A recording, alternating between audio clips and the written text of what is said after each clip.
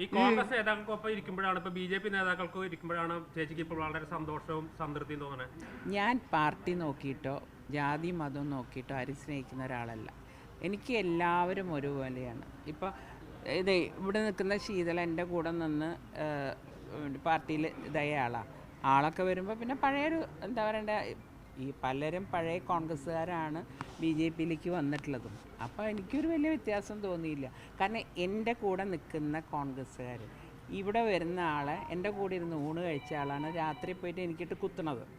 അപ്പോൾ പിന്നെ അതുകൊണ്ട് എനിക്ക് അതിൽ വലിയ ഇതില്ല. അപ്പം പുതിയ ആളുകൾ വന്നു, അവരായിട്ട് സ്നേഹമായിട്ട് മുന്നോട്ട് പോകും. കുറി ഇടുന്നതിന് പ്രതിസന്ധി ഉണ്ടായിരുന്നു കോൺഗ്രസിൽ നിൽക്കുമ്പോൾ? ഉണ്ടായിരുന്നു. കാരണം ഞാനൊരു 2-3 ദിവസം അടുപ്പിച്ച് പോയപ്പോൾ ഇവരൊക്കെ തന്നെ, ഇവിടെ ഒരു കോക്കസ് ഉണ്ടല്ലോ, അവരൊക്കെ തന്നെ എന്നിട്ട് പറഞ്ഞു ഞാൻ ഭയങ്കര വർഗീയവാദിയാണ്, ഞാൻ എപ്പോഴും ചന്ദനക്കുറി ഇട്ട് നടക്കണം, അച്ഛൻ അങ്ങനെ ഇട്ട് നടന്നിരുന്നില്ലല്ലോ എന്നൊക്കെ. അതുകൊണ്ട് ഞാൻ ചന്ദനക്കുറി എന്താ നിർത്തി.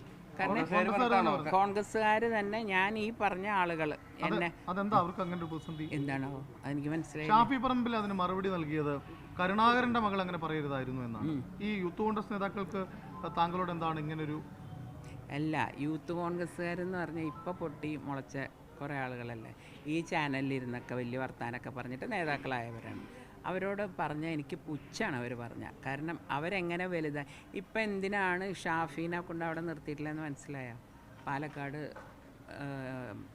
രാഹുൽ മാങ്കൂട്ടത്തിന് കൊടുക്കാൻ വേണ്ടിയിട്ട്. അപ്പോൾ ഒരു വഴിക്ക് 2 വർഷം അയാളും ജയിച്ചു പോയിക്കോളും, ഇയാൾ MLA ആയിക്കോളും. അതിന് വേണ്ടിയിട്ടാണ് രാജാവിനേക്കാളും വലിയ രാജഭക്തി രാഹുൽ മാങ്കൂട്ടത്തിൽ ചെയ്യുന്നതെന്ന് എനിക്കറിയാം. ഞാൻ ഇതിൻ്റെ ഇടയിൽ കിടന്ന് വളർന്നിട്ടുള്ള ആളല്ലേ.